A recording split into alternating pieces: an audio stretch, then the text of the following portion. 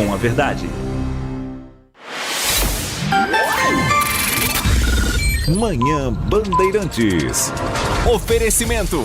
Recap, Sindicato dos Postos de Combustíveis de Campinas e Região. Acesse recap.org.br. 10 horas da manhã, 1 minuto. Muito bom dia, uma excelente quarta-feira para você que segue na programação da Rádio Bandeirantes Campinas. Você ficou até agora na companhia do Jornal Gente. Amanhã tem mais, às 8 horas da manhã, com Pedro Campos, Sônia Blota, Thaís Freitas e Cláudio Humberto. E o time de repórteres que continua a postos para levar informação e prestação de serviços até às 11h30 da manhã, horário da programação esportiva, quando Carlos Henrique chega com o timaço de Carlos Batista, trazendo os destaques de Guarani, Ponte Preta, equipes de Campinas e do futebol do Brasil e do mundo, que hoje tem bola rolando também aqui na programação da Rádio Bandeirantes, hein? Hoje tem Libertadores da América. Ontem você acompanhou 2 jogos pela Copa Sul-Americana, empates do Santos com o San Lorenzo fora de casa na Argentina por 1-1, gol do Santos marcado pelo Gabigol. O empate do São Paulo com o Milionários, partida que aconteceu lá na Colômbia. E hoje, pela Copa Libertadores da América, às 9h30 da noite, o Palmeiras, atual vice-campeão da Libertadores, vai ao Paraguai enfrentar o Cerro Porteño, e o Ulisses Costa dá o recado na programação da RB. Claro que tudo que acontecer no futebol brasileiro você vai ficar sabendo em tempo real. Por exemplo, no mesmo horário em que o Palmeiras estiver enfrentando o Cerro Porteño, tem Estudiantes de La Plata da Argentina e Flamengo, e todas as informações dessa partida em tempo real com o time de esportes, o Scratch do Rádio Sul-Americana. Hoje tem também Cienciano do Peru e Atlético Mineiro, Palestino do Chile e Grêmio, partidas que acontecem no mesmo horário. Então, você sabe que se tem bola rolando, tem Rádio Bandeirantes em campo.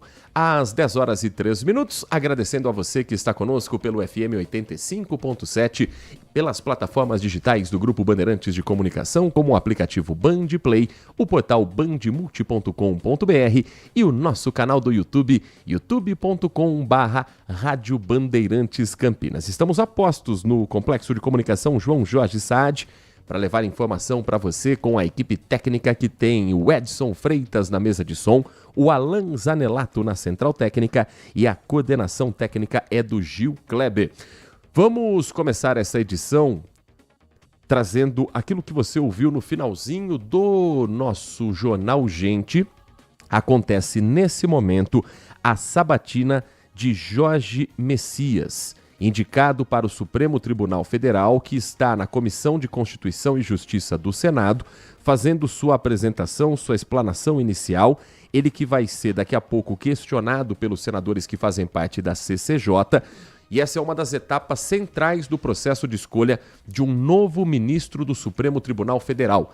Vamos ao vivo a Brasília ouvir um trecho dessa fala do indicado ao STF, Jorge Messias, direto da capital do país. A sociedade contra o voluntarismo judicial, a percepção de que juízes são refratários ao cumprimento de regras, na minha opinião, solapa a legitimidade das cortes constitucionais.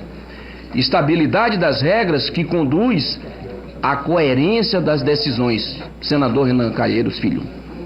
É célebre a advertência que nos fez Rui Barbosa, de que o Supremo não dispõe de soldados, nem de tesouros. Sua autoridade não se funda na força ou temor, mas na fidelidade que deve ter a Constituição Federal e as leis, e por isso na confiança pública que o tribunal é capaz de transmitir por meio de suas sentenças. Sim, são as sentenças que falam pelo tribunal. Legitimidade se dá pela colegialidade. Nessa direção, a legitimidade das cortes também passa por expressar, senador Vanderlan, principalmente por vozes colegiadas. Quanto mais individualizada a atuação de ministros, mais se reduz a dimensão institucional do Supremo Tribunal Federal. A colegialidade preserva o tribunal de estigmas de arbítrio, senador Jordano, e protege a percepção pública de politização dos julgamentos. despersonaliza o processo e promove segurança jurídica. Por isso, considero extremamente importante a preocupação deste Congresso Nacional com a agenda da colegialidade no Supremo Tribunal Federal. Aqui, em especial, eu gostaria, de forma muito carinhosa, de enaltecer o altíssimo nível do debate promovido pelo senador presidente Rodrigo Pacheco, que conduziu a votação de forma primorosa na PEC número 8 de 2021.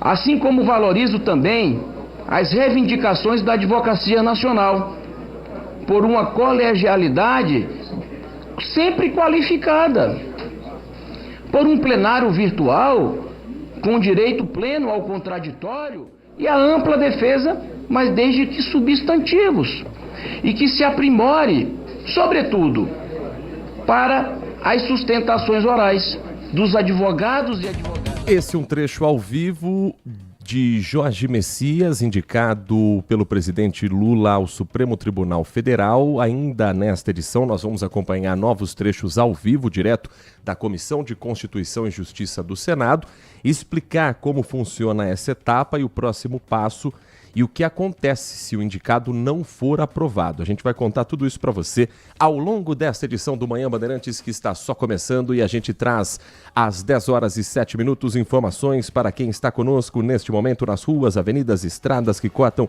a região metropolitana de Campinas.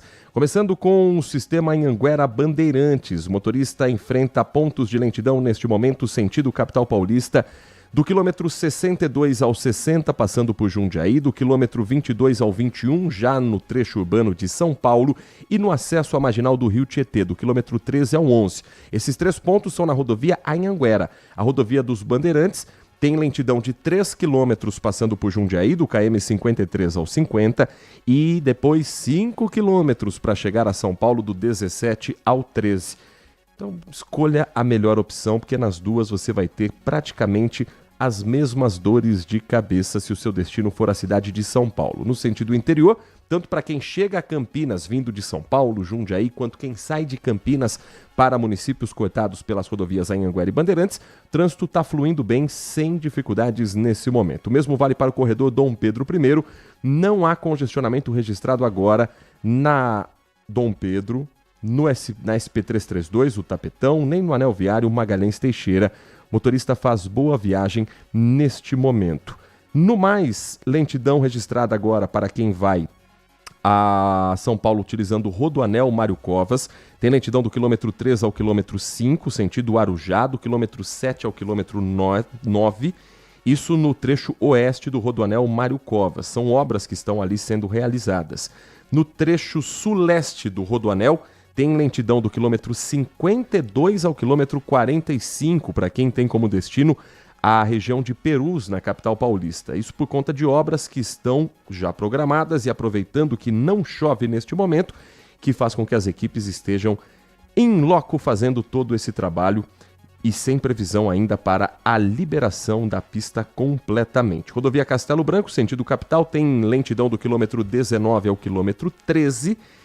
E outro ponto aqui que vale destaque, se você for à cidade de Piracicaba, tendo como destino São Pedro, ou seja, daqui para Piracicaba, na SP-304, a rodovia Luiz de Queiroz, tem 1 quilômetro com lentidão por 2 motivos. Primeiro, uma obra que está sendo realizada no trecho do quilômetro 170 ao 169, mas o principal é a preocupação com a neblina.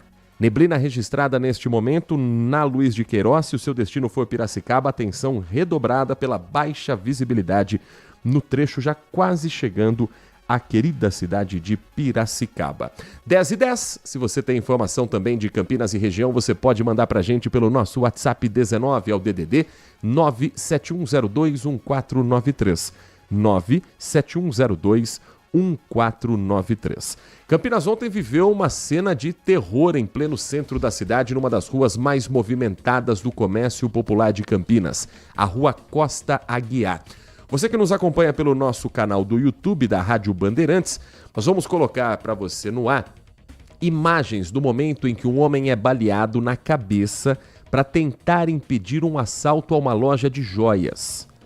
3 criminosos entraram nesse estabelecimento ali na Costa Aguiar, levaram objetos de valor e na fuga começou uma gritaria. Para quem não está se posicionando, se situando, a Costa Aguiar ela é paralelo a 13 de maio, uma rua paralela a 13 de maio ao Calçadão. É uma rua com trânsito liberado, embora muita gente circule ali o tempo todo.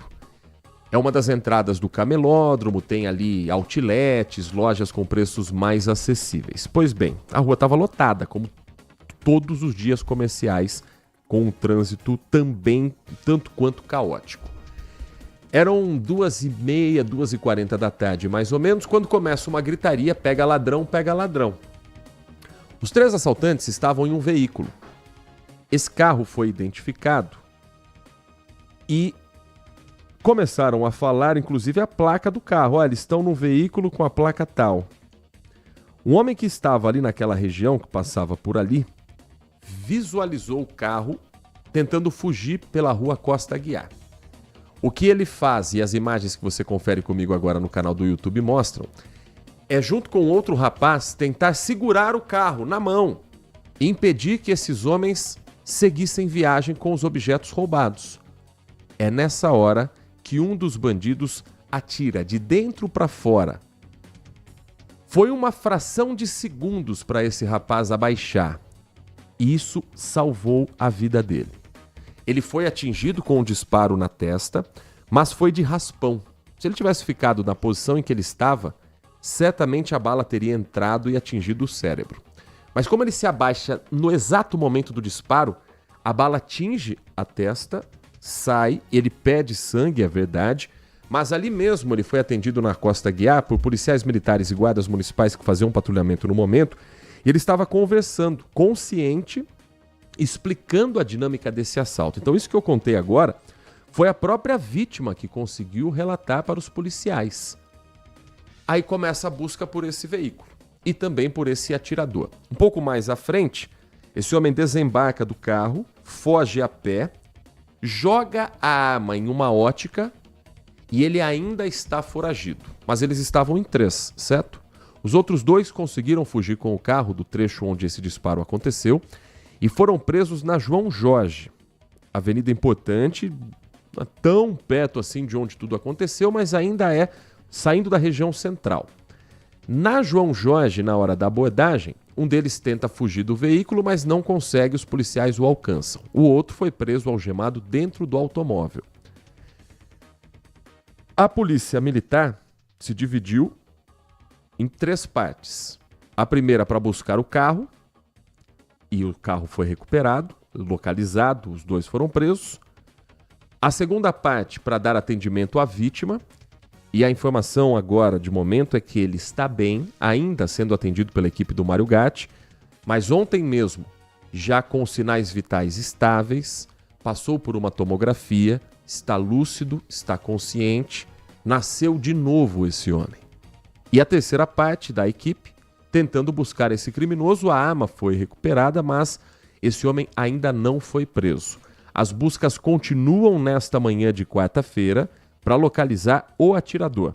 Câmeras de monitoramento já estão nas mãos da polícia para que a identidade seja divulgada em breve, já quem sabe com um mandado de prisão expedido. E os depoimentos dos 2 presos podem ajudar a entender a dinâmica completa do crime, do assalto, do disparo e também de qual seria o destino desse material roubado. Os suspeitos presos têm 20 e 24 anos. A Polícia Militar já tem a identificação deles. O de 24 anos se chama Raniel Machado.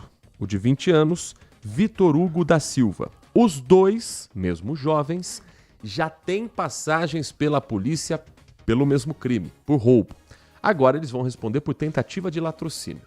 Mesmo não sendo o autor dos disparos, os 2 vão responder por esse crime pela tentativa da morte desse rapaz. Porque os 3 estavam na ação, os 3 deram fuga juntos e os 3 vão ter agora que pagar por esse crime.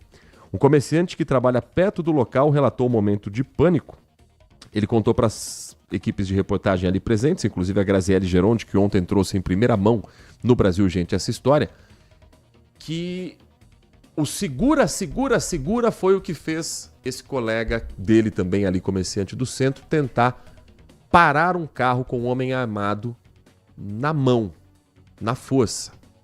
E por sorte, nada de mais grave aconteceu. Sorte para alguns, instinto para outros, milagre para muita gente, mas fato é que se ele não se abaixasse, hoje nós estaríamos falando sim de um homicídio aqui na cidade de Campinas. Agora imagine você fazer suas compras, ir no centro. Ali próximo tem uma base da Polícia Militar que fica na 13 de maio, já quase na Francisco Glicério. Ali tem viaturas da Guarda Municipal fazendo patrulhamento o tempo todo. É verdade que não dá para ter uma viatura em cada esquina 24 horas por dia. Mas isso só reforça a necessidade de intensificar o patrulhamento na região central e mostra o quanto os criminosos estão cada vez mais abusados. Porque é esperar passar uma viatura da Guarda, da Polícia Militar, para eles caírem para dentro do comércio, agirem e atirar em alguém que estava desarmado para conseguir fugir. Às 10 horas da manhã e mais 17 minutos, a gente vai continuar acompanhando essa história ao longo da programação do jornalismo da Band, tanto na Rádio Bandeirantes quanto na tela da Band Campinas. 13h tem o Acontece com a apresentação do Tiago Dantas e esse vai ser um dos assuntos com reportagem inédita sobre esse crime. Às 10h17, a Prefeitura de Campinas e a Polícia Civil estão trabalhando juntas numa investigação sobre a emissão de atestados médicos supostamente falsos. Tudo começa com uma denúncia de um esquema de venda envolvendo médicos que não fazem parte do quadro da administração municipal, não são funcionários da prefeitura. E segundo a gestão pública, segundo a Prefeitura de Campinas, uma apuração feita pela Secretaria de Gestão e Desenvolvimento de Pessoas e de Saúde identificou 8 servidores municipais apresentando atestados do mesmo médico que podem ter sido fabricados sem que eles precisassem do atendimento. É aquela história de arrumar um atestado para justificar uma falta no trabalho. A nossa equipe do Manhã Bandeirantes conversou com o Dr. Oswaldo Dias Júnior. Ele é delegado diretor do DEINTER aqui em Campinas. Conversou com a repórter Graziele Geronde e vai explicar por parte da Polícia Civil como anda a investigação da emissão de atestados falsos e da apresentação disso, porque estamos falando de 2 crimes. Aquele que se passa por um médico da prefeitura e aquele que apresenta o atestado falso para justificar a ausência no trabalho como servidor público. No início do ano, nós iniciamos investigações a respeito da venda irregular de atestados médicos falsificados. Durante as investigações, nós combinamos com a identificação de um indivíduo que estava agindo no região do Ouro Verde, fazendo a venda, o comércio ilícito desses atestados, dentre outras investigações. E então nós conseguimos identificar aproximadamente 5 profissionais, 5 médicos que estavam sendo vítimas desses estelionatários. Por que eles estavam sendo vítimas? Os estelionatários, eles utilizavam as informações pessoais desses médicos, o número do CRM desses médicos, para confeccionar o atestado falso. E aí eles vendiam esses atestados falsos para aqueles trabalhadores que queriam abonar férias, fazer um prolongamento do final de semana, fazer com que o feriado também fosse prolongado de maneira mais longa. E isso fez com que a gente tivesse a intenção também de instaurar um novo inquérito policial para apurar os beneficiados dessas falsificações. Então, há um mês e pouco, aproximadamente, eu determinei a instauração de um inquérito para apurar as pessoas que estavam utilizando, tinham comprado esses atestados. E, a partir de então, com a identificação desses 5 médicos vítimas, nós partimos do seguinte princípio: a Prefeitura Municipal é um dos entes municipais de maior número de funcionários que nós temos aqui na nossa região. Então, nós começamos pela Prefeitura Municipal, indagando a eles quantas pessoas, quantos funcionários públicos ingressaram com pedidos de licença, com pedidos de abono, de falta, utilizando atestados médicos, em nome desses 5 médicos que nós tínhamos já no nosso arquivo, na nossa investigação. E ontem a Prefeitura nos forneceu os dados, mostrando que 8 servidores públicos utilizaram atestados médicos confeccionados em nome desses 5 médicos.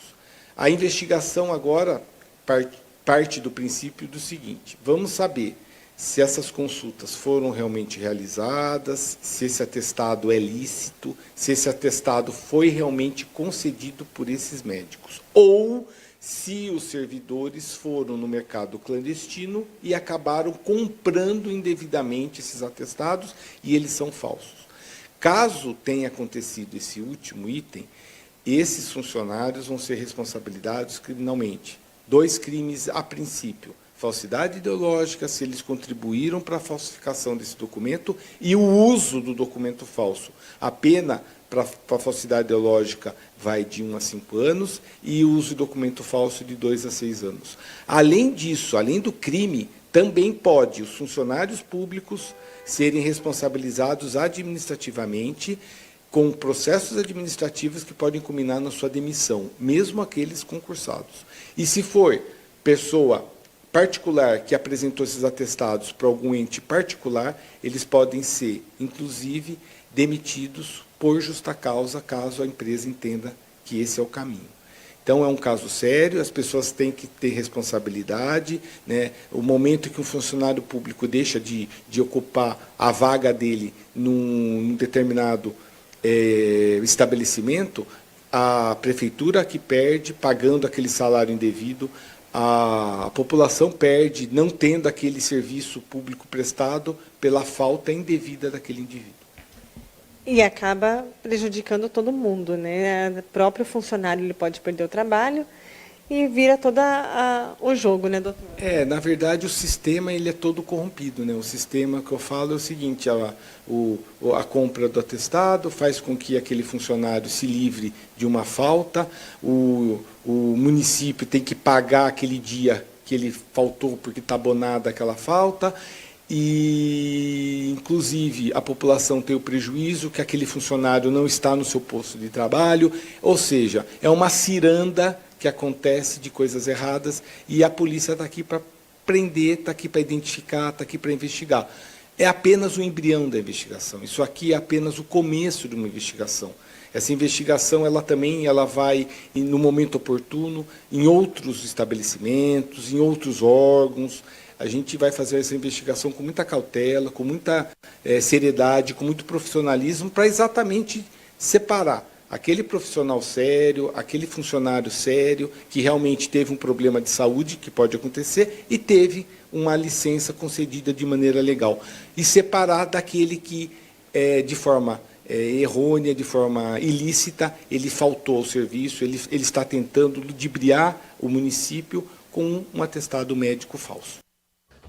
Agora são 10h24. Você ouviu o doutor Oswaldo Dias Júnior, delegado, diretor do DEINTER, falando sobre a investigação do uso de possíveis atestados falsos por servidores públicos, funcionários da prefeitura, dando migué. E agora a investigação para saber se os médicos estão sendo usados, se são vítimas ou se são parte do esquema, e quantos foram os atestados usados dessa maneira nos últimos tempos. Às 10h25, terminou neste momento a explanação inicial, o primeiro discurso de Jorge Messias, indicado pelo presidente Luiz Inácio Lula da Silva ao Supremo Tribunal Federal. Ele que está falando na Comissão de Constituição e Justiça, e pelo jeito o clima está favorável. Ouça os aplausos lá de Brasília, pode subir o som. Olha só. Aplaudido pela mesa diretora, senadores se levantam para cumprimentá-lo. Aparentemente joga em casa. Parabenizar o Dr. Jorge Rodrigo Araújo Messias pela sua fala, sobretudo pelos tópicos importantes que ele pontuou, e eu tenho certeza absoluta, com o apoio dessa casa, exercerá no Supremo Tribunal Federal. Esse e o senador Otto Alencar, que é o presidente da Comissão de Constituição e Justiça, senador pelo PSD da Bahia, que vai conduzir essa sabatina, e nós vamos acompanhar trechos ao longo desta edição do Manhã Bandeirantes. Um rápido intervalo, na volta o nosso assunto será educação. Investimentos do governo do estado nas escolas e creches de Campinas. Nós vamos falar sobre parceria público-privada. Em breve Campinas vai ter uma escola nesse modelo, mas como funciona? A iniciativa privada constrói, a prefeitura administra, o governo do estado é quem cuida da parte pedagógica. A gente vai entender exatamente como são essas parcerias com um dos responsáveis por essas obras na volta do nosso Manhã Bandeirantes. Manhã Bandeirantes. A Sabesp está realizando uma força-tarefa em Hortolândia, Paulínia e Montemor e mobilizando técnicos para resolver alterações na água causada por elementos naturais relacionados ao baixo fluxo do rio Jaguari, comuns em períodos de estiagem. Após relatos de moradores sobre alteração no gosto e no odor da água, realizamos imediatamente uma operação especial para investigar ocorrências, reforçar o tratamento e atender a população. Destinamos uma equipe de profissionais exclusiva para a área, além de tecnologia para garantir a qualidade do abastecimento de água nas cidades da região. Entre as medidas adotadas, foi aplicada o tratamento avançado com carvão ativado, que amplia a eficácia no tratamento da água. Não há indícios de contaminação e as equipes seguem monitorando a situação sem interrupções. Moradores que ainda percebem alterações podem acionar o atendimento pelo 0800 055 0195 na agenciavirtual.sabesp.com.br ou pelo WhatsApp 11 3388 8000. Sabesp, uma Sabesp para todos. Se você é um verdadeiro apaixonado por futebol e não quer perder nenhum lance do seu time do coração, então prepare-se para as melhores análises e entrevistas exclusivas. É hora de entrar em campo com os donos da bola, com Carlos Batista, que reúne as últimas notícias e lances dos times do interior paulista. Cobre os principais campeonatos regionais, seja no campo ou nas quadras. De segunda a sexta, a partir do meio-dia, na tela da Band+. Consumidor, muitas vezes, a qualidade do combustível que você coloca no tanque do seu veículo pode ser tão diferente quanto o preço que você paga por ele. Por isso, procure abastecer em postos de sua confiança e exija sempre o cupom fiscal. É seu direito e a sua garantia. Recap, Sindicato dos Postos de Combustíveis de Campinas e Região. Acesse recap.org.br. Nossa área, a opinião dos nossos craques sobre tudo de Guarani e Ponte Preta e dos times da região. Carlos Henrique e a melhor e mais premiada equipe esportiva do interior paulista. De segunda a sexta, das 11h30 ao meio-dia. Siga e assista no nosso YouTube, Rádio Bandeirantes Campinas. Ouça no FM 85,7 e nos aplicativos de celular. Rádio Bandeirantes. Fechada com você, fechada com a verdade. Manhã Bandeirantes. De volta com o nosso Manhã Bandeirantes nesta quarta-feira, hoje 29 de abril de 2026, sempre trazendo o que de mais importante acontece em Campinas e na nossa região metropolitana. E o governo do estado de São Paulo fez um balanço e um levantamento a respeito das obras voltadas para a educação nos últimos 39 meses de gestão. Esse balanço mostra que o investimento foi realizado na casa dos 37 milhões e 100 mil reais em reformas e construções de unidades das redes municipais de ensino da região de Campinas. Isso significa que entre janeiro de 2023 e março desse ano, a Secretaria de Educação do Estado de São Paulo destinou uma média por mês de R$ 951 mil para a infraestrutura das redes públicas das prefeituras da região.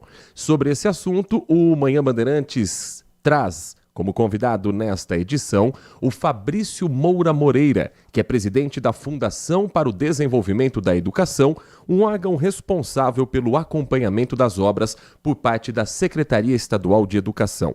Fabrício, muito bom dia. Obrigado por atender o nosso convite, conversar com o nosso ouvinte. É um prazer ouvi-lo aqui na Rádio Bandeirantes.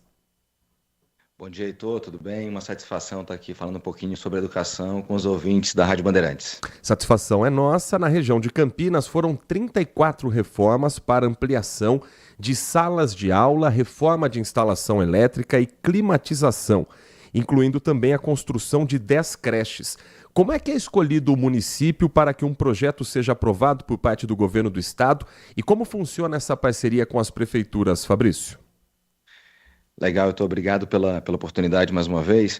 É importante registrar que a gente já fez um investimento de mais de 400 milhões de reais em todo o estado de São Paulo, né? A orientação do governador Tarcísio é que a gente possa estar muito próximo dos municípios nesses investimentos, nas redes municipais e nas creches. E o principal investimento é nas creches, né? Desse montante, 250 milhões de reais são investidos em creches. Foram entregues 89 creches em 87 diferentes municípios.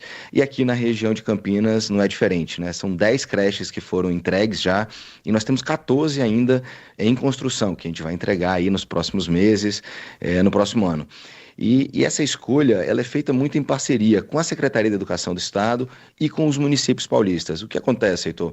O município traz para a gente essa demanda, a gente faz análise da necessidade de vagas de creche naquele município e aí a gente instrui o processo e a gente faz esse trabalho muito junto. Então é feita a solicitação, esse recurso pode ser repassado ao município para que ele construa a creche ou a Secretaria de Educação pode pedir para que a FDE faça a construção dessa creche. A gente faz aquilo que melhor atende ao anseio ali do município, que atende ao melhor anseio da população. A lista de municípios que receberam esse investimento com as unidades do programa Creche Escola incluem Campinas, Americana, Cordeirópolis, Itatiba, Jaguariúna, Nazaré Paulista, Pedreira, Serra Negra, Tuiuti e Vargem Grande do Sul. A importância de se investir na creche hoje em dia, Fabrício, a gente sabe que as famílias cada vez mais dependem de todos aqueles pertencentes na casa, o pai, a mãe, um irmão mais velho que eventualmente pudesse ficar com a criança. A creche hoje ela é fundamental para a economia familiar também? Você sabe, Heitor, que o nosso governador Tarcísio fala muito isso, né? Que esse investimento na primeira infância é a melhor política social que a gente pode investir. Então, esse cuidado que a gente está tendo com esse programa de creches é muito, muito relevante. É ele que, de fato, vai mudar ou pode mudar a história dessa criança. Então, a criança que está se desenvolvendo, está numa fase super importante da vida dela, ela se desenvolve bem nessa primeira infância, depois ela vai se alfabetizar na idade certa, depois ela vai ter uma educação tranquila até o ensino médio e poder chegar na faculdade. Então, quando a gente faz esse investimento, a gente está investindo muito na criança, mas a gente também está investindo em todo o contexto familiar dessa criança, porque os pais sabe que pode deixar aquela criança, que ela vai ser bem assistida, que ela vai ser bem cuidada e que ele pode trabalhar, ele pode ir para os seus afazeres com toda a tranquilidade que a coisa tá funcionando bem, seu filho está protegido, está resguardado. Então, esse investimento é super relevante. E a gente tem mais 50 creches em construção em todo o estado, né? Como eu mencionei, 14 só aqui na região de Campinas. Nós estamos conversando no Manhã Bandeirantes com Fabrício Moura Moreira, presidente da Fundação para o Desenvolvimento da Educação, um órgão responsável pelo acompanhamento de obras da Secretaria de Educação do Estado de São Paulo. Fabrício, São Paulo teve recentemente o anúncio do programa Alfabetiza Juntos SP, que tem uma meta com uma nova política pública de ter 90% de alunos leitores até o final deste ano de 2026. Isso com crianças de até 7 anos de idade. Como é que está sendo feito esse trabalho e o acompanhamento junto às prefeituras? Uma vez que há um investimento do governo do estado nessa infraestrutura, há um acompanhamento para saber se metas como a do programa Alfabetiza Juntos SP estão sendo cumpridas? Sem dúvida. O governador Tarcísio lançou esse programa em fevereiro de 2024. É um trabalho em parceria com todos os municípios paulistas. Aliás, é importante registrar que os 645 municípios do estado de São Paulo aderiram a esse programa, estão fazendo essa avaliação de influência leitora do estudante no início do segundo ano do fundamental e no final do segundo ano para acompanhar essa evolução e garantir que os nossos alunos estão sendo alfabetizados na idade certa. E esse programa tem uma série de frentes. A primeira delas é a questão da avaliação mesmo de influência leitora. A gente precisa acompanhar se o aluno de fato está aprendendo a ler e escrever na idade correta. Depois a formação de professores, então o Estado está formando os professores das redes municipais também para que eles possam ajudar o nosso estudante a alfabetizar na idade certa. Depois a gente tem o prêmio de excelência educacional, então há uma remuneração para os municípios que baterem a meta de avaliação de influência leitora. Tem um material didático que é disponibilizado aos municípios. O Estado entrega isso gratuitamente para os municípios. Então, veja, é uma série de atividades integradas para garantir que, de fato, o nosso estudante esteja se alfabetizando na idade correta. E o avanço no Estado de São Paulo é muito grande. Essa parceria com os municípios está dando muito certo. Então, todos os municípios estão avançando, o Estado de São Paulo está avançando, e a gente teve um avanço recorde nesses 3 anos de gestão. O Estado de São Paulo avançou mais de 30% na avaliação, na fluência leitora na idade certa. Isso é muito relevante para o Estado de São Paulo, isso vai mudar a realidade dos nossos estudantes no longo prazo.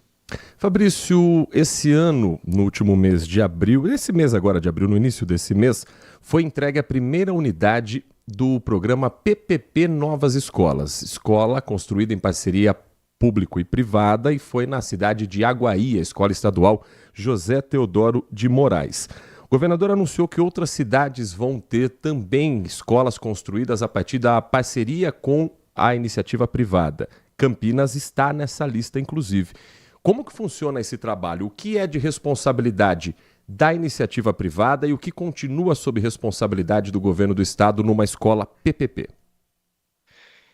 Heitor, esse programa ele é muito relevante, né? Na realidade, a gente tem uma carência de espaços físicos importante na nossa rede, então a gente pode fazer isso construindo novas salas de aula nas escolas existentes que a gente tem, e estamos fazendo isso, já entregamos mais de 100 e vamos entregar mais 900 até o final do ano, e também construindo novas escolas. Já entregamos 30 nessa gestão e temos mais 50 em construção que ficarão prontas até 2027. Especificamente nesse programa de PPP, o que acontece? A gente passa para o privado para ele construir a escola e ele fica com os serviços não pedagógicos dessa escola por 25 anos. Então, isso ajuda muito o Estado em termos orçamentários, porque isso dá fôlego, né? A iniciativa privada constrói a escola e depois vai operar essa escola. E, claro, toda atividade pedagógica, os professores, o diretor da escola, são profissionais da Secretaria da Educação do Estado. Então a gente fica de fato focado, a Secretaria da Educação vai ficar focada no aspecto mais relevante, que é ensinar os nossos estudantes, né? Ensinar o processo de ensino e aprendizagem para que ele possa acontecer nas escolas. E as atividades acessórias vai ficar com parceiro privado. E há previsão de quando Campinas deva receber um modelo desse de colégio PPP? As escolas já estão em construção, se eu não estiver enganado, são 4 escolas que vão ser entregues em Campinas até o meio de 2027. Para esse ano ainda de 2026, quais são as prioridades do governo do estado e quais são os trabalhos que a Fundação para o Desenvolvimento da Educação prevê para a região metropolitana de Campinas? Fabrício.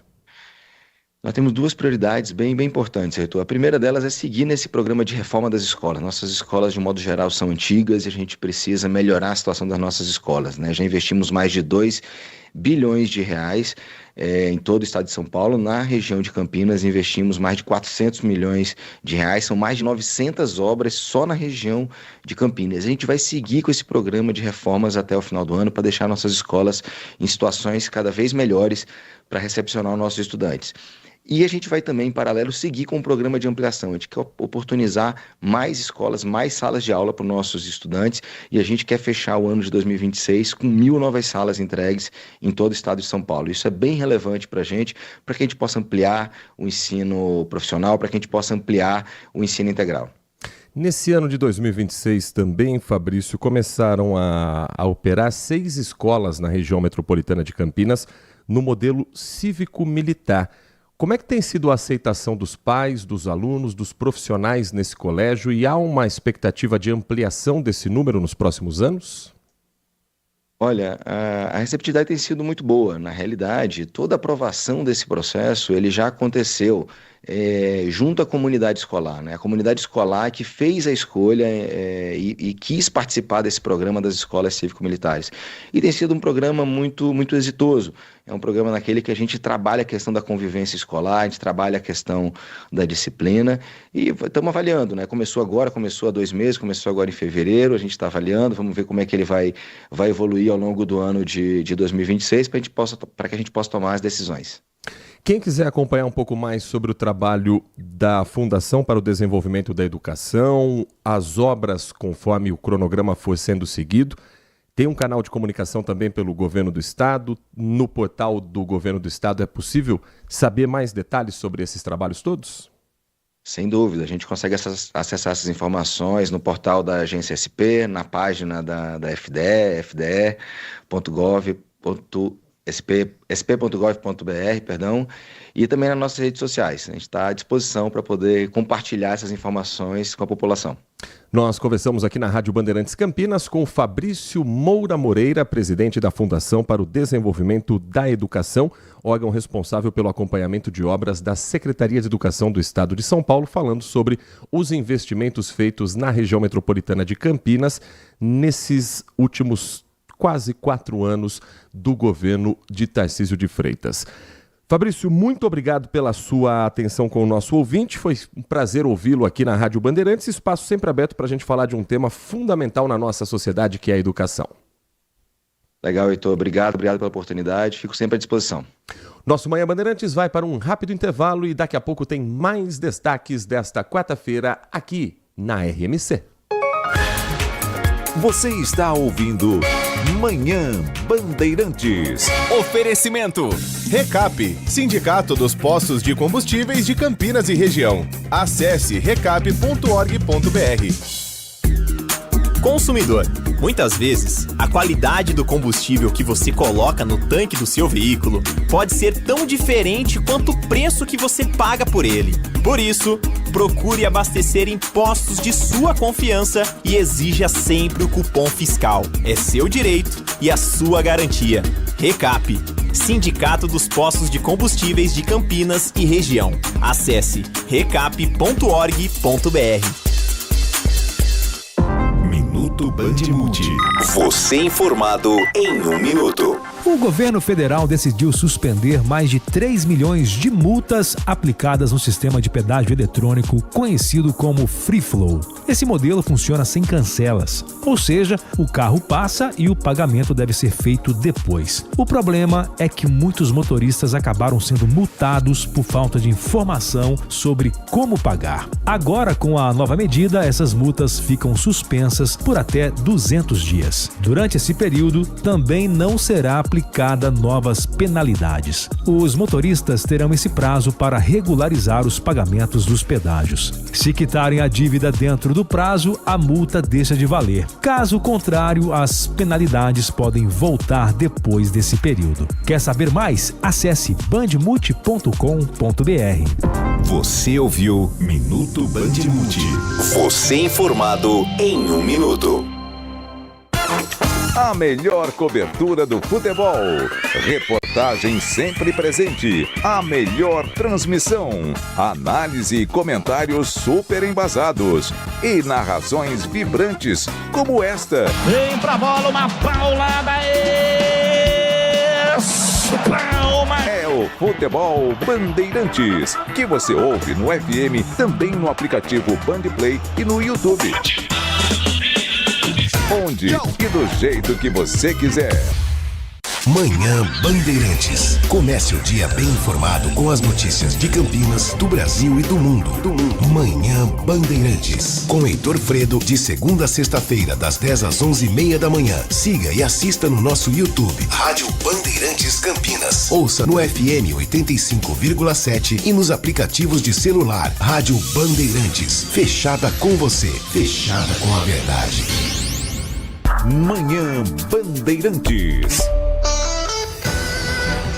Agora, 10 horas da manhã, 44 minutos de uma quarta-feira quente para Dedéu. 27 graus já marcam os termômetros do Cepagre da Unicamp. E olha que a chuva veio ontem, mas não deu uma refrescada na temperatura, não. A máxima de ontem, 30 graus, não sei, hoje está com cara de que vai passar desse índice. Vento na casa dos 5 km por hora e umidade relativa do ar em 72%. O acumulado de chuva nas últimas 24 horas em Campinas, 0,3 milímetro em 10 minutos. Ou seja, quase nada. E nas últimas 72 horas, 5,8 milímetros em 1 hora e 10 de chuva. Ou seja, foi uma garoinha que passou por Campinas. E hoje tem mais garoinha? Tem chuvão ou é tempo seco nesta quarta-feira? Nath Luquezzi, bom dia para você. Bom dia para você, Heitor. Bom dia para você, ouvinte. E a previsão é que fique com nebulosidade durante todo o dia. E sim, temos possibilidade de chuva, mas a partir da tarde. E a mesma tendência, nenhum tipo de chuva muito expressiva, não. Temperatura máxima para hoje, 30 graus. E a previsão de chuva mais expressiva é durante a tarde, só que somente em algumas localidades aqui da região. Mas depois de um dia com a tendência de um tempo um pouquinho mais firme, principalmente manhã e tarde, amanhã temos a chegada de mais uma frente fria, dessa vez associada a uma área de baixa pressão e que traz o retorno, sim, das instabilidades ao estado. Então são esperadas para amanhã pancadas de chuvas isoladas, principalmente entre a tarde e a noite, mas que também serão pouco volumosas e sem temporais intensos.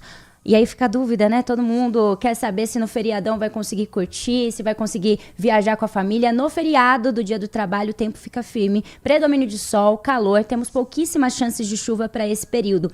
No final de semana, no sábado, também não temos previsão de chuva, apenas mínimas mais baixas e uma sensação de frio logo pela manhã e na madrugada. Aí sim, no domingo, na volta do feriado, existe a possibilidade de chuva e quedas nas máximas e uma possível mudança no cenário para a próxima semana, até porque nós tivemos máximas bem altas durante esse começo de semana. Então, domingo, a gente muda o cenário para máximas um pouquinho mais baixas e mais parecida com as máximas que a gente tem no outono.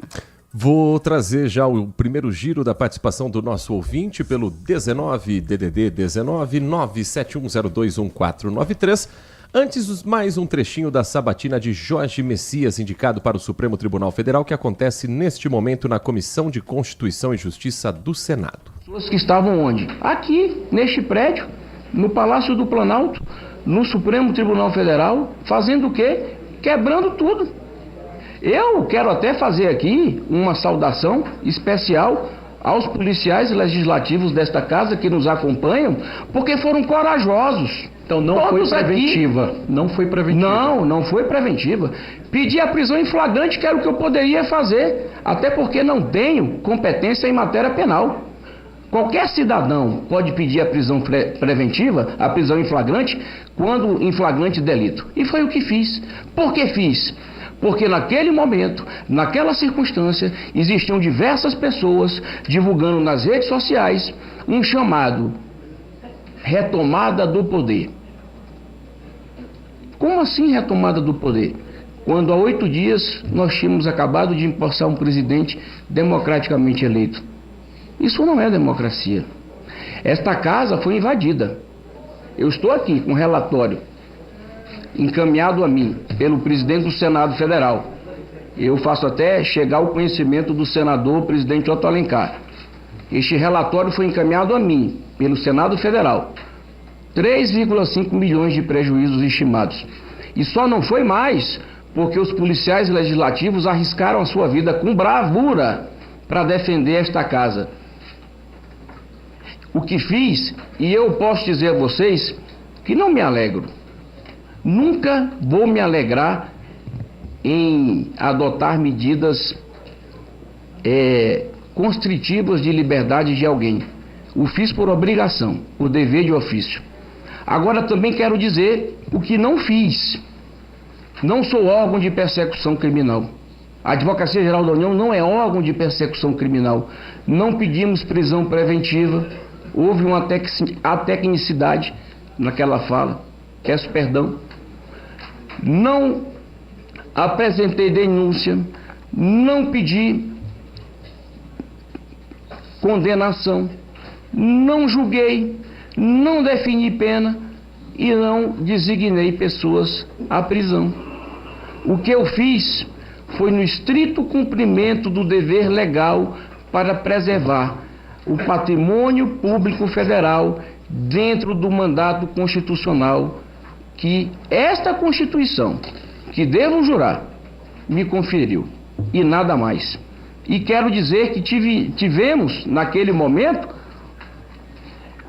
que adotar medidas excepcionais, porque, obviamente, o momento era excepcional. Desde a República nunca se viu o que nós testemunhamos aqui no dia 8 de janeiro. Eu não quero adentrar, até porque não posso fazer prejulgamento, nas questões individuais. As questões individuais serão tratadas e devem ser tratadas de forma individual, conforme preconiza a Constituição. O que eu quero dizer é que no 8 de janeiro eu atuei no estrito cumprimento do meu dever constitucional, na defesa estrita do patrimônio público federal. Terceira e última questão. O ativismo judicial, senador Everton Alencar, ele tem ganhado, senador Everton Rocha, perdão, ele tem ganhado corpo no mundo inteiro. Não é diferente no Brasil. Senador, querido relator, Vossa Excelência me coloca um dos temas mais debatidos pelos constitucionalistas da atualidade. O ativismo judicial sempre representa, para qualquer juiz constitucional, quero entender, um momento de extrema preocupação. Por quê? Porque ao falar em ativismo judicial, a própria expressão já carrega um elemento extremamente perigoso. E qual é este elemento? A violação ao princípio da separação de poderes. Essa é uma questão importante, porque a separação de poderes é o princípio que nos permite viver de forma civilizada. Esse é um trecho da sabatina de Jorge Messias, advogado-geral da União, indicado para o Supremo Tribunal Federal. Ele está respondendo às perguntas do senador Everton Rocha, que é o relator da indicação de Jorge Messias ao STF. Ele que é senador pelo PDT do Maranhão, partido aliado. E repare que ele já é questionado sobre um dos temas mais aguardados, mais discutidos e mais usados como ferramenta da oposição para que ele não seja escolhido como um novo ministro do Supremo Tribunal Federal, que é o papel dele como advogado-geral da União nos ataques que aconteceram às instituições em Brasília, nas 3 esferas do poder, Câmara e Senado do Legislativo, na própria Corte do STF e também do Poder Executivo nos ataques de 8 de janeiro. Esse já é um dos argumentos usados por Flávio Bolsonaro, senador e pré-candidato a presidente da República, para que a sua base do PL de partidos aliados ao bolsonarismo votem contra Jorge Messias na indicação feita pelo presidente Lula. Apoio a aborto, participação no 8 de janeiro, são os temas considerados mais sensíveis para essa sabatina de hoje. E o próprio aliado é quem joga a pergunta para Jorge Messias já responder, claro que isso tudo devidamente treinado, ensaiado. Agora, quem é o AGU que se coloca como um candidato para ser um ministro do Supremo Tribunal Federal? O advogado Jorge Rodrigo Araújo Messias tem 46 anos e ele está no comando da Advocacia Geral da União desde 1º de janeiro de 2023, o primeiro dia do 3º mandato do presidente Lula. Uma semana antes, portanto, dos ataques de 8 de janeiro, ele já era o AGU naquelas cenas que o mundo todo acompanhou. À frente da Advocacia Geral da União, ele atua na representação jurídica do Executivo Federal e na defesa de políticas públicas perante o Poder Judiciário. Jorge Messias nasceu no Recife e é procurador concursado da Fazenda Nacional desde 2007, formado em Direito pela Faculdade de Direito do Recife, a Universidade Federal de Pernambuco, na verdade, o UFPE. Ele tem títulos de mestre e doutor pela Universidade de Brasília. Jorge Messias construiu uma carreira na área jurídica ligada ao setor público. Antes de ser o advogado-geral da União, ele ocupou funções em órgãos federais e integrou equipes jurídicas dos governos do PT. Durante o governo de Dilma Rousseff, Jorge Messias participou da Secretaria de Relações Institucionais da Presidência e ele ficou conhecido naquele episódio que foi citado, inclusive, pelo Pedro Campos no encerramento do Jornal Gente, depois da divulgação feita pelo então juiz Sérgio Moro de uma gravação da presidente Dilma Rousseff com o ex-presidente na ocasião Lula, que seria indicado para ser ministro-chefe da Casa Civil, e havia todo um clima no Brasil, você há de se lembrar, se Lula seria preso ou não. A análise era de que ele estaria num cargo estratégico para ele não poder ser preso, E aí tem aquele áudio de Dilma Rousseff, um tanto quanto fanha na ocasião, nariz meio entupido, dizendo que o Bessias vai levar para você o documento que era um documento que, uma vez empossado ministro, ele não poderia ser preso no meio da Operação Lava Jato.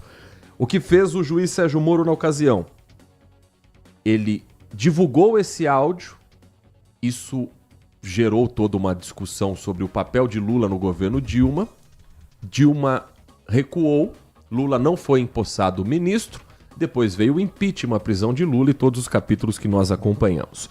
Com a mudança do governo em 2023, ou seja, a retomada do PT ao poder, ele retorna também a um primeiro escalão indicado por Lula para comandar a Advocacia Geral da União. No cargo, ele tem atuado em ações no Supremo e em outros tribunais superiores. E como é que funciona essa sabatina e por que um indicado para o Supremo Tribunal Federal precisa passar pelo Senado? Isso é uma tradição que está também na nossa Constituição, é uma das etapas centrais do processo. Primeiro vem a indicação do presidente da República. Ele escolhe o nome de Jorge Messias. Esse nome tem que ser aprovado pelos senadores. Primeiro na Comissão de Constituição e Justiça, onde o indicado é submetido a uma sessão pública de perguntas e respostas, que é o que nós estamos acompanhando agora direto de Brasília. Essa reunião costuma durar o dia inteiro. Durante a sabatina, o candidato à vaga do STF ocupa uma mesa central e responde aos questionamentos dos parlamentares. Agora é o primeiro parlamentar de oposição que está, inclusive, fazendo perguntas. A gente tem, vamos novamente um trecho lá direto a Brasília, porque o senador Magno Malta é quem está fazendo um questionamento. Ele é um dos principais aliados de Bolsonaro na Câmara Legislativa, senador pelo PL do Espírito Santo. Vamos ouvir um trechinho para ver como é que está o clima da oposição a Jorge Messias. Eu já vi falas profundas, significativas e que geraram alguma expectativa em mim, principalmente a de Alexandre de Moraes. Nunca ouvi ninguém falar sobre liberdade com tanta propriedade e profundidade. Eu disse ao sabatinado Fachin aqui um dia: não se separa um homem das suas convicções. Porque ele disse a mim: senador, depois que o homem põe a toga nas costas, começa uma nova vida, muda tudo. Eu disse: não, um homem nunca será separado das suas convicções. Veja o comportamento deles. O maior violador de direitos humanos do mundo hoje, um dos top 5, chama-se Alexandre de Moraes.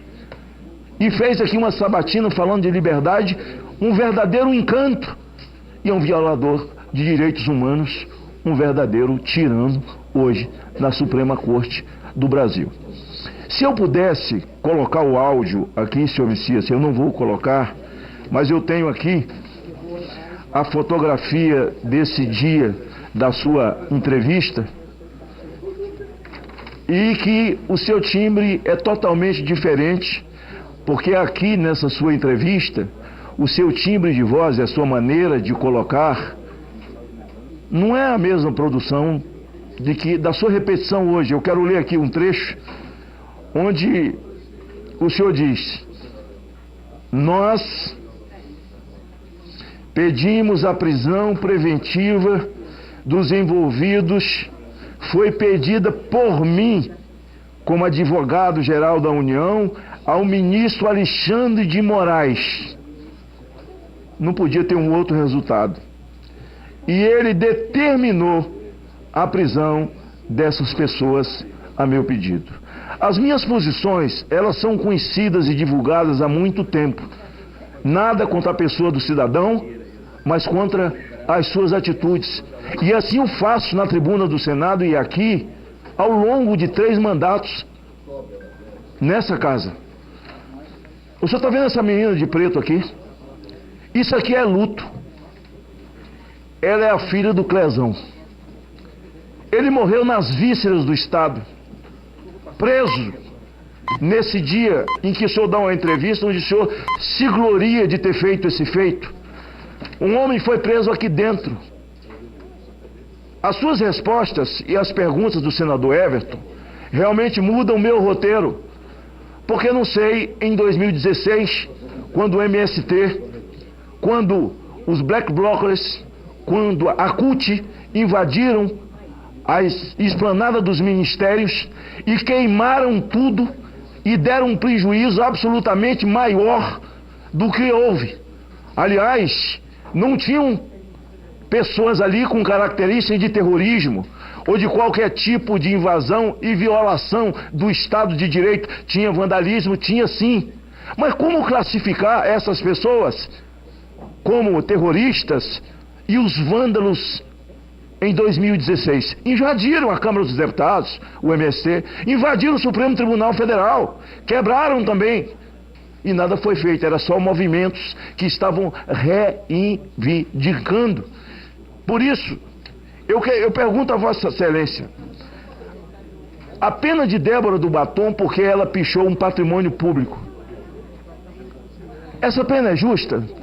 O senhor no Supremo Tribunal Federal, numa condição de ministro, daria uma pena de 14 anos para uma mulher que escreveu uma frase do presidente da Suprema Corte?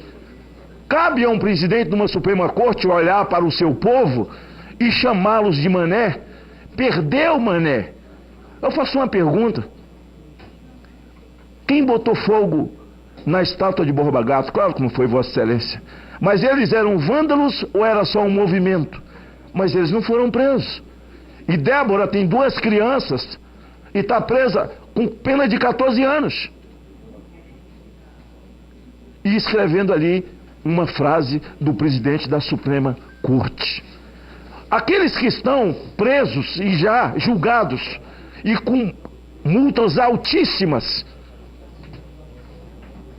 14, 15, 17 anos, multas altíssimas, pessoas idosas. Eu visitei muitas vezes a colmeia, visitei muitas vezes a Papuda, eu estive ali e exerci a minha fé, como Vossa Excelência diz que é a sua, orando por aquelas mulheres, com aqueles homens que lá estavam, doentes, gente com câncer. Onde é que existe golpe de Estado sem forças armadas, sem arma, sem coturno? Mas essas pessoas estão pagando até hoje por isso. Esse é um trecho do questionamento feito pelo senador Magno Malta ao vivo, ele que é do PL do Espírito Santo. Vamos contextualizar alguns temas citados por ele. Primeiro, quando ele fala sobre Clezão, ele se refere a Clériston Pereira da Cunha, que era um empresário baiano que morreu no dia 20 de novembro de 2023. Ele sofreu um infarto enquanto estava tomando um banho de sol no complexo penitenciário da Papuda, em Brasília. Preso pela participação nos atos de 8 de janeiro, e havia um pedido para que ele fosse solto, para que ele respondesse em liberdade, ou pelo menos em prisão domiciliar, já que ele sofria de diabetes e hipertensão. Esse pedido não foi analisado a tempo, Clezão sofre um mal súbito e morre dentro da penitenciária. Quando o senador Magno Malta cita que a filha de Clezão está conosco aqui, ele se refere a uma futura candidata a deputada federal. Luísa do Clezão, é assim que ela vai utilizar o nome político. Ela, que se chama Luísa Cunha, foi anunciada na última semana ao lado do deputado Sóstenes Cavalcantes como uma candidata do PL de Goiás a deputada federal. Então ela estará na urna usando inclusive o apelido do pai como seu sobrenome eleitoral. Quando ele se refere a Débora do Batom, ele está falando de Débora Rodrigues dos Santos, cabeleireira que mora aqui na região, que foi presa no 8 de janeiro após a pichação da estátua da Justiça. A estátua tem esse nome, A Justiça, em que ela coloca a frase "Perdeu o mané", condenada a 14 anos de prisão por abolição violenta do Estado Democrático de Direito, golpe de Estado, associação criminosa armada, dano qualificado e deterioração de patrimônio tombado. Inicialmente detida, ela já está em prisão domiciliar há um bom tempo, quando ela ganhou esse benefício por ter filhos menores de idade. Tem dado entrevista, inclusive, tem participado de várias discussões políticas. E quando ele se refere a quem colocou fogo na estátua de Borba Gato, isso aconteceu em um outro contexto e foi na cidade de São Paulo, em julho de 2021. A Prefeitura de São Paulo, inclusive, nesse ano agora, no último mês de março, acionou a Justiça pedindo que um entregador de aplicativo chamado Paulo Roberto da Silva Lima, que tem o apelido de Galo, pague R$630 mil de indenização por ter incendiado a estátua de Borba Gato que fica na zona sul da capital paulista. A ação civil pública foi impetrada por meio da Procuradoria-Geral do município em agosto de 2024. Então são R$30 mil de danos materiais pela limpeza do espaço, R$100 mil por danos materiais para o projeto de restauro dessa estátua e R$500 mil por danos morais coletivos. Essa homenagem que permanece na cidade de São Paulo com a estátua de Borba Gato. Borba Gato que foi Manuel de Borba Gato, um bandeirante, sogro de Fernão Dias e uma figura das mais controversas, das mais complexas, que se tornou um herói para o momento em que São Paulo ganha um protagonismo na República após a queda de Dom Pedro II, mas que tem várias questões por trás envolvendo homicídios, envolvendo estupros, envolvendo ações contra povos mais humildes e que é tratado ainda como um herói, apesar da história ter mostrado um lado, no mínimo, controverso dessa figura.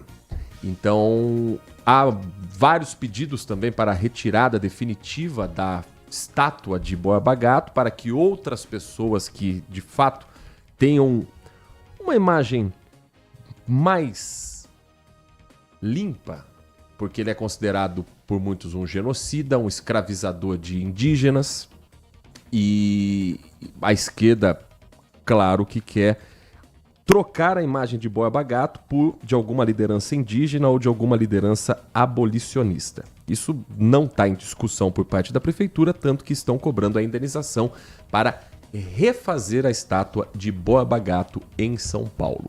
Agora, para a gente finalizar esse assunto do Jorge Messias, a gente está acompanhando a sabatina. O candidato está numa mesa central ao lado do presidente Otto Alencar, que é o presidente da Comissão de Constituição e Justiça, e ao lado de outros senadores. Há toda uma formação ali de oposição, de governo, questionando sobre os mais variados assuntos. Agora, por exemplo, é o senador Fabiano Contarato que vai começar a fazer questionamentos. Então, é um bate, um assopra, e vai ser assim o dia todo. Os senadores eles têm liberdade para abordar temas variados, que vão desde a trajetória profissional do indicado ao Supremo Tribunal Federal até posicionamentos sobre assuntos jurídicos relevantes, como direitos fundamentais, combate à corrupção, equilíbrio entre os poderes e temas sensíveis em julgamentos no país. A direita bolsonarista já deixou claro quais serão esses temas que vão ser tocados. O primeiro já foi, 8 de janeiro. Ainda vão ser também questionadas a opinião deles sobre o aborto e posições políticas que ele teve ao longo da vida por ter trabalhado para o Partido dos Trabalhadores e, com certeza, o áudio de Dilma Rousseff do dia em que ela diz que o Messias vai te levar um documento falando para o presidente Lula. Isso também vai, daqui a pouco, estar em pauta. Agora, Nath Luquezzi, a questão é a seguinte. Se não for aprovado pela CCJ, se não for aprovado pelo Senado com o nome de Jorge Messias, o que acontece a partir daí? Bom, antes mesmo da sessão começar, o candidato já precisaria ter apresentado documentos que comprovem requisitos como notável saber jurídico e reputação ilibada, então critérios exigidos pela Constituição.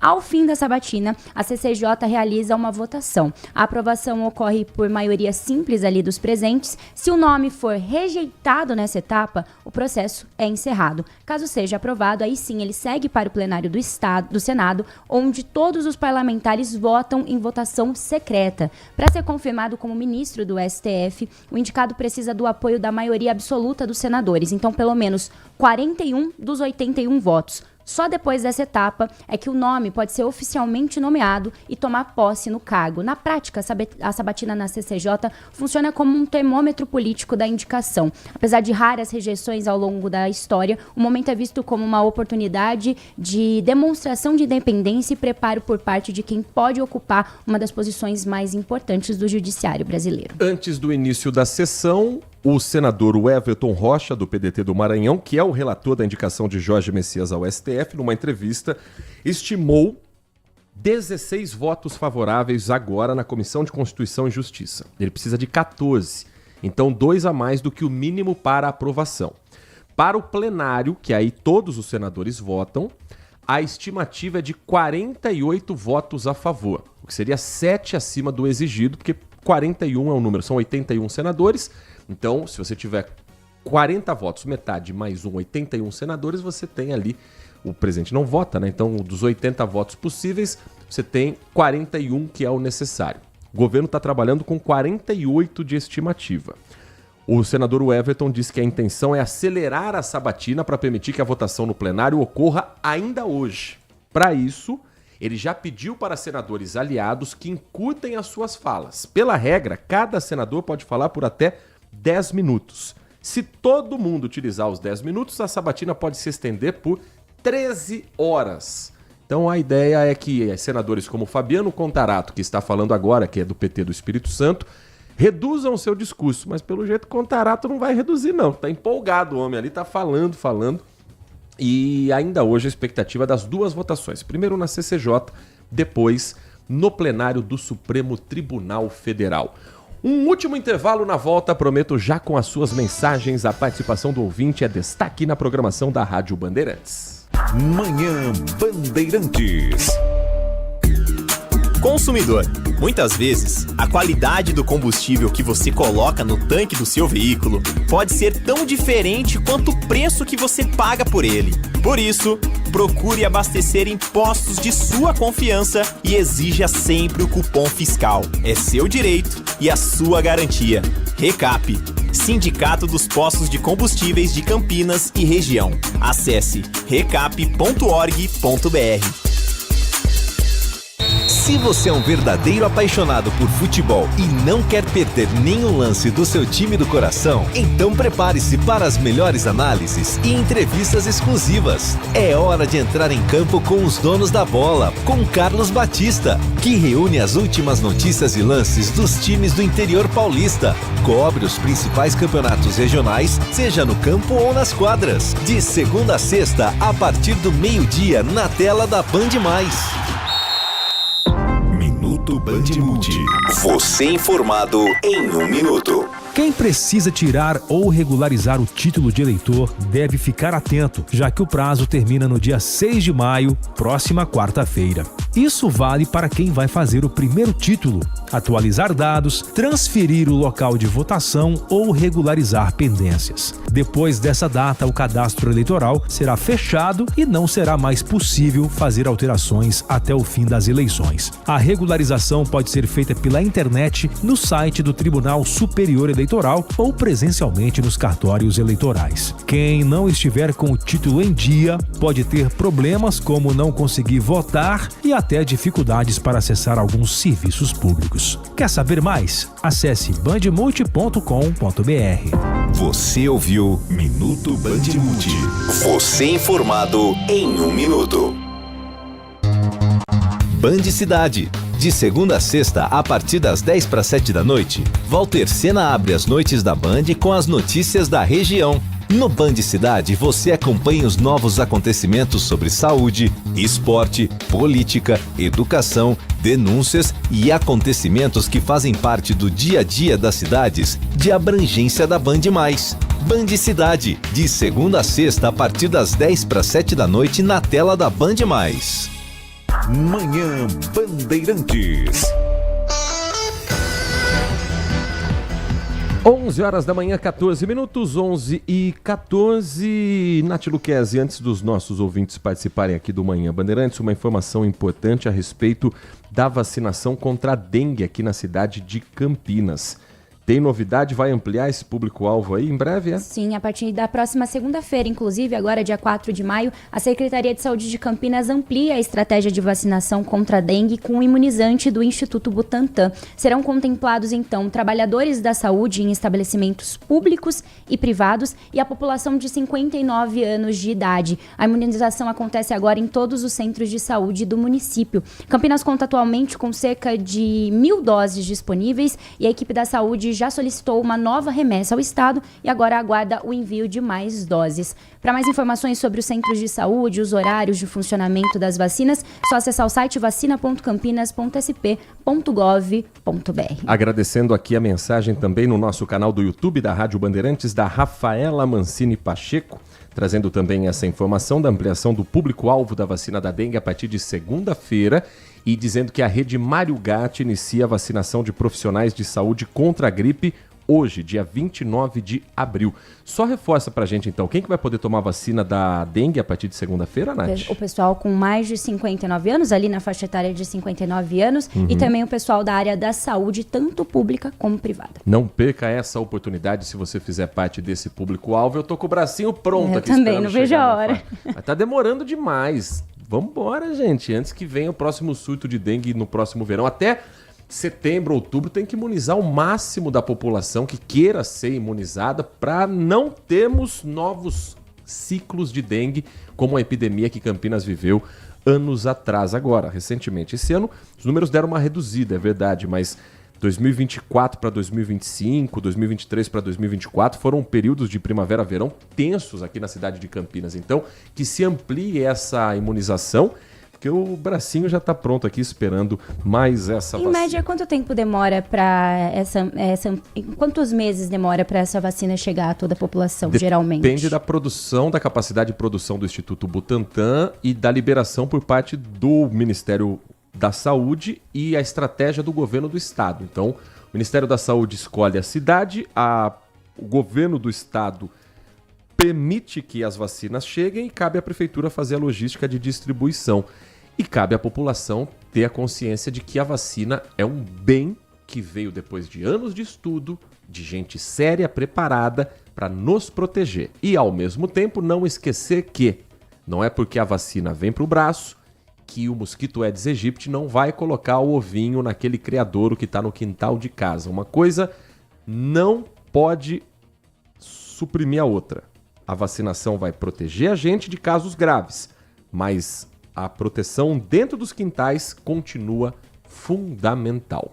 11h17, mensagem de áudio. Nosso ouvinte participa dessa edição do Manhã Bandeirantes, 19971021493. Bom dia a todos. Bom dia. DJ Ale, amiga Heitor Fredo, Oi. mais um companheiro do Lula no Supremo Tribunal Federal. É prerrogativa do presidente, mas eu acho que, como muitas leis no nosso país, é uma lei atrasada. Deveria de ter mandato o ministro do Supremo e, principalmente, deveria o presidente da República ser impedido de colocar companheiros políticos, e sim as pessoas de alto conhecimento jurídico, os notáveis em conhecimento jurídico, para defender a nossa Constituição no Supremo. O presidente tem a prerrogativa, então ele coloca toda a companheirada, Zanin, agora Bessias, e o povo brasileiro é obrigado a aguentar. Mas eu gostaria de falar uma outra coisa. Diga. Que também, neste caso, na minha opinião, o povo brasileiro é culpado. Vou fazer duas perguntas rápidas para você, Heitor Fredo. Manda. Você se lembra quem você votou para senador? Sim. E quem você votou para deputado federal? Sim. É culpa do povo brasileiro quem está lá agora. Por que você não lembra? Se você não lembra, porque você não escolheu direito. Porque se tivesse escolhido, pesquisado um candidato, saberia em quem você votou agora. Eu sei. Você sabe, Heitor Fredo? Um grande abraço a todos. DJ Ale. Lembro todos os votos que eu dei na vida, de deputado federal, deputado estadual, de senador, mas claro que a gente vive nesse meio, convive com esse meio e está o tempo todo lendo sobre política, ouvindo análises, conversando com especialistas, mas 80% da população não vai se lembrar, tô chutando um número aqui, talvez seja até mais, de quem for, principalmente os votos de legislativo. Presidente e governador, no fundo, todo mundo lembra. Agora, para legislativo, prefeito também, as pessoas lembram quem votou, mas vereador, deputado federal, deputado estadual e senador, é mais difícil de lembrar. E é importante que se tenha, principalmente quando o cara não ganha. Só que você votar em alguém que não ganhou não significa que você não ajudou a eleger gente daquele mesmo partido. Então o seu voto, ele vai fazer a diferença. Ah, eu vou votar no cara aqui do meu bairro, ele não vai ganhar, mas ele é tão legal comigo. Tá bom. Agora, você já estudou o partido em que ele está? Porque o seu voto pode não eleger o seu amigo, o rapaz do seu bairro, o cara que você gosta, mas ele pode eleger alguém com ideias absolutamente diferentes das suas. Porque aí entra o coeficiente eleitoral. Aquele voto que você acha que está jogando fora pode formar a gordura suficiente para aquele partido ter uma cadeira e essa cadeira ser ocupada por alguém que você discorda radicalmente. Então o voto de deputado não é o voto de jogar fora. É um dos votos que mais tem que ser estudados. Senador, esse ano nós vamos escolher 2 senadores. E é preciso fazer aquela conta de... Você vai escolher um senador pelo seu aspecto político, pelo aquilo que você acredita naquela figura. Mas tem uma conta que muita gente não faz. Se o meu segundo voto for para um cara que, ou para uma vereadora, uma candidata a senadora, enfim, para uma mulher, para um cara que vai concorrer com a vaga do meu primeiro voto, você corre o risco de seu segundo voto tirar a sua primeira opção do Senado. Muita atenção com essa eleição de senador. Você lembra quem você votou, Nath Luquezzi? Pra ser bem sincera, não me lembro. Não me lembro em quem eu votei. E isso é muito... É uma realidade, exatamente. A gente não tem letramento político, principalmente no colégio. A gente entende, aprende ali em geopolítica as funções, mas a gente não entende o quanto isso influencia no nosso dia a dia. Eu acho que falta até mesmo esse trabalho nas escolas. Concordo plenamente. É ali que você começa a entender o mundo em que você vive e o sistema político que rege o país que você está. Tem mensagem de texto também, a gente compartilha aqui com o nosso ouvinte. A mensagem aqui, quem nos escreve é o Edmilson. Bom dia, Heitor. Durante a entrevista aqui para o secretário, infelizmente a gente não teve tempo para trazer também o questionamento do Edmilson, mas ele fala a respeito das escolas que precisam urgentemente de reformas. Fale para o secretário que precisa melhorar escolas que já existem. Tem uma perto da casa da mãe do Edmilson, que é estadual, está totalmente depredada e precisando urgentemente de reforma. O negócio lá está feio, dá até medo de olhar de fora. Estudei por lá e minha época de escola era muito boa e conservada. Tem que ser. O ambiente escolar começa já com a casa limpa, arrumada, com os móveis no lugar, com ar-condicionado para a criançada não sofrer durante o estudo e o professor ficar pingando enquanto passa o conteúdo e por aí vai. Mais mensagem de áudio do nosso ouvinte aqui do Manhã Bandeirantes. Vergonha esse programinha da Band, hein? Desse horário agora das 11h30, hein? Me diga, por quê? Esse Torfredo aí. Oba! Palhaçada, só tem todo dia, escuto vocês todo dia. Obrigado. É só esse cara aqui, ó. Você votou agora. Eu sei. Você sabe, Interfredo. Um grande abraço a todos. DJ Ale. Um abraço. Todos os votos que eu dei. O tal do DJ Ale, todo dia. Vocês não põem uma pergunta dos ouvintes aí, só põe esse cara aí, mais uns 2, 3 aí. Sempre os mesmos. Que vergonha, hein? Sempre que eu continuo escutando vocês. Eu escuto só porque daqui a pouquinho começa o Batista. Eu escuto o CH, programa de esporte, porque o resto tá vergonhoso isso daí, ó. Alexandre, e olha, mesmo nome, seu xará. Alexandre, muito obrigado por nos acompanhar todas as manhãs aqui no Manhã Bandeirantes. Pode participar todos os dias, pode mandar sua opinião, pode mandar sua crítica, que eu me comprometo a colocar aqui, como coloquei agora. Como coloquei aqui a sua participação e será sempre muito bem-vinda aqui no nosso Manhã Bandeirantes. Alexandre, final do telefone 4959. Segura só mais um minutinho aí na Rádio Bandeirantes que daqui a pouco o Carlos Henrique está chegando para falar de esportes para você também aqui na nossa programação. A mensagem que chega aqui do Adriano Vermelho. Acho que as coisas são sempre muito iguais, mesmos protocolos, mesmos ritos e os mesmos métodos.